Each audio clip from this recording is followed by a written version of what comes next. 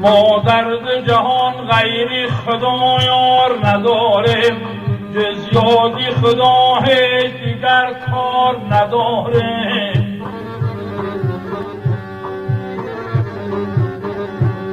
درویش و فقیریم در این گوشه دنیا، با نیکو بدی خلق جهان کار نداریم.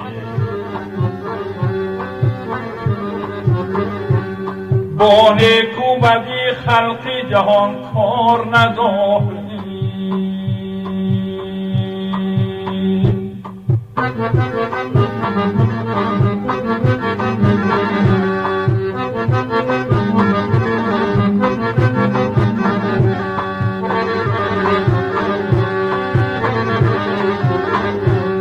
ما مستی صبوحیم دی میخانه توحید، حاجت به می و باده خمار نداریم.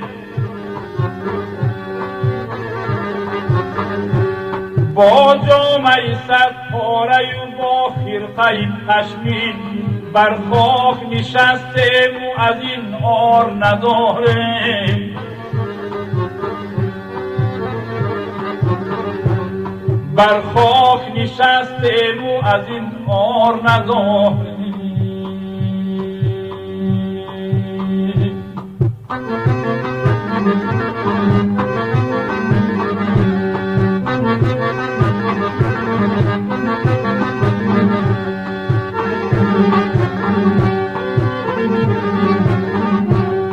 گر یاری وفادار نداریم عجب نیست، ما یار بجز حضرت جبار نداریم.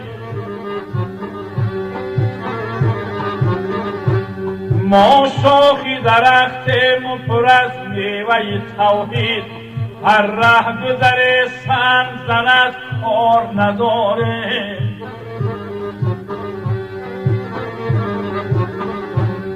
هر ره گذر سنگ زند کار نداریم.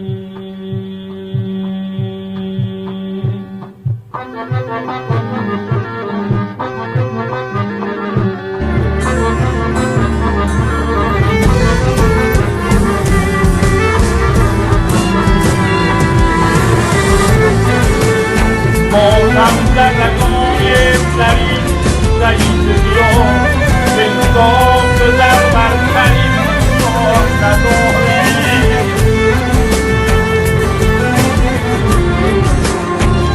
بینگر میگیری خسته شمس هم به صبره، حاضر هوسی دیدنی دیدار نداریم.